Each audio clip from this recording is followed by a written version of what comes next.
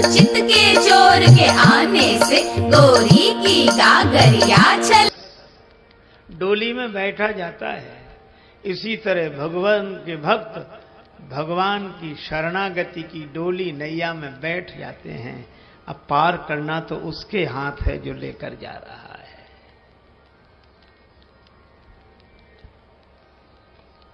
रथ में बैठे हुए लोग धर्मात्मा हैं। धर्म रथ का वर्णन है मानस में।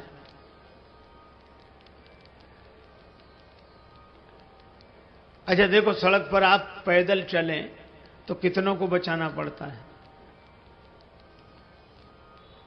स्कूटर, मोटरसाइकिल, तांगा, रिक्शा,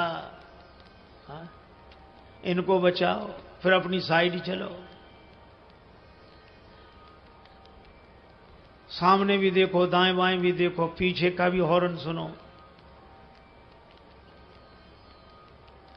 नीचे सड़क पर केले का छिलका ना पड़ा हो, नहीं तो गिरा दे। कितनी जिम्मेवारी।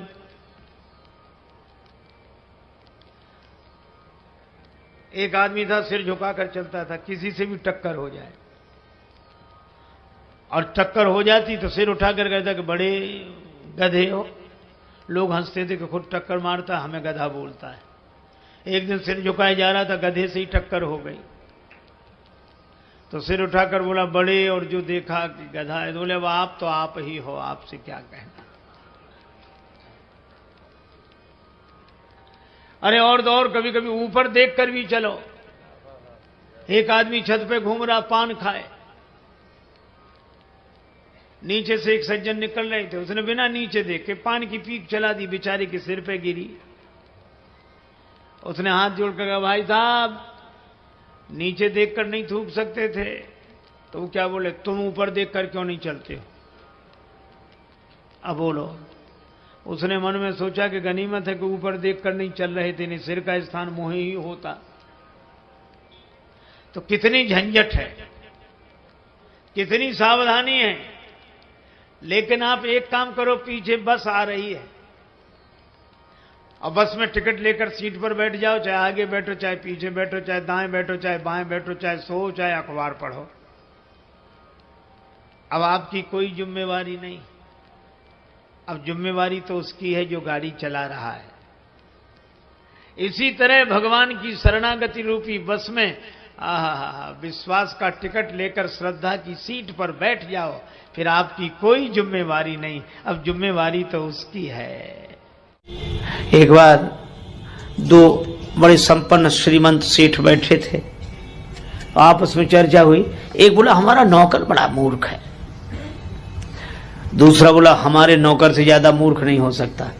तो पहले वाला बोला नमूना देखोगे? हाँ। उसने अरे इधर आओ, बुलाया, 10 रुपए दिए, जाओ बाजार से टेलीविजन ले आओ 10 रुपए में। और वो 10 रुपए लेके चला गया टेलीविजन लेने। उसने अपने मित्र का देखा, इसका ये 10 रुपए में टेलीविजन लेने जा रहा है। दूसरा बोला कि अब हमें अपने नौकर का नमूना दिखाने का अवसर दो। हाँ। उसने अपने नौकर को बोला इधर आओ।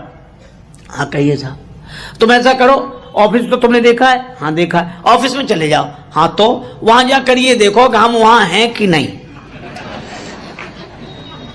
और दूसरा भी चला गया। मालिक दोनों हंस रहे थे कि कैसे मूर्ख है, लेकिन ये मूर्ख की पहचान है जो अपने को मूर्ख समझे, जिससे अपनी मूर्खता ही समझ में ना आए। वो दोनों मिल गए वहां। नौकर मिले तो कहने लगे हमारा मालिक बड़ा मूर्ख है। क्यों? कह रहा था 10 रुपए में टेलीविजन ले आओ। टेलीविजन तो हम 4 ले जाते, पर उसे ये तो सोचना चाहिए था आज इतवार है, बाजार बंद है। बोलो।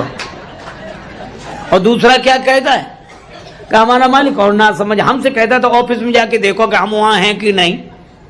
हमको भेजने की क्या जरूरत थी, फोन नहीं कर सकता था।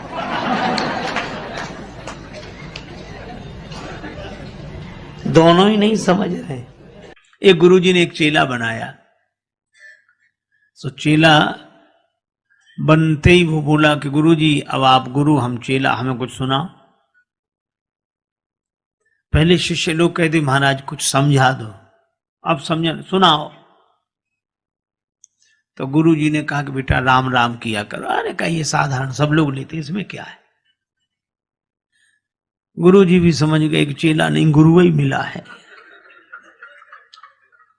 तो गुरु जी ने कहा कि बेटा रामायण, रामचरितमानस रामायण और सब, बोले ये भी साधारण चीज सब लोग गाते हैं, रामायण में क्या है, ऊंचा सुनाओ, ऊंची बात। गुरु जी ने कहा फिर गीता, हाँ ये कुछ चलेगी। तो गुरु जी बोले महात्मा आज सुनाते हैं, गीता कल सुनाएंगे, महात्मा ही सुनाओ।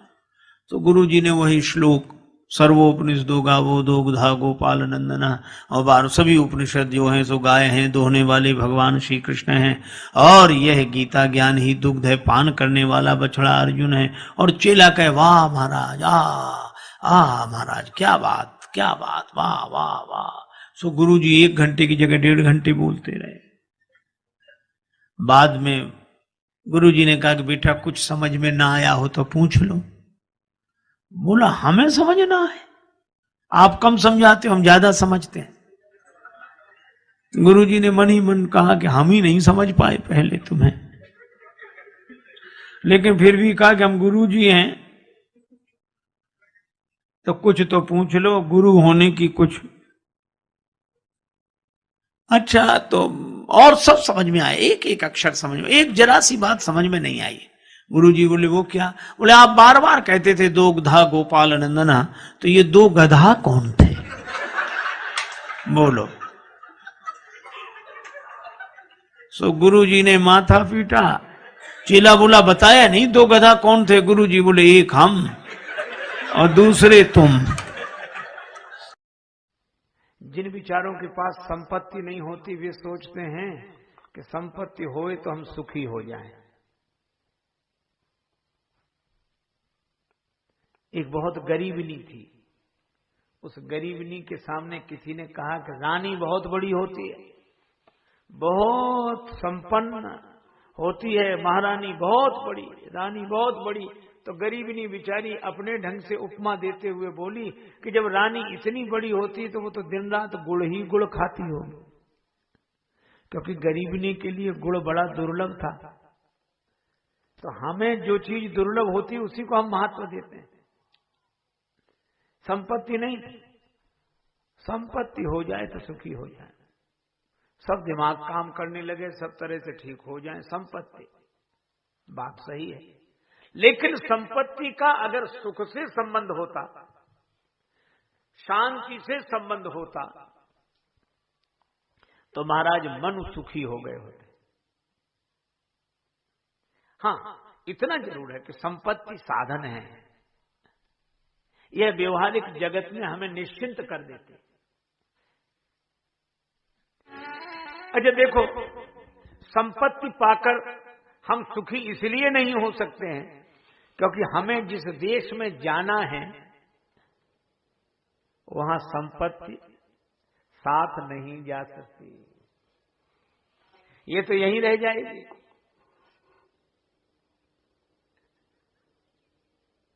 तो हम सुखी कैसे होंगे? सब यहीं छूट जाएगा। मनुष्य दिन की सोच काल जब आएगा, मनुष्य दिन की सोच काल जब आएगा, रे मत वाले मूड संग क्या जाएगा, रे मत वाले मूड संग क्या जाएगा।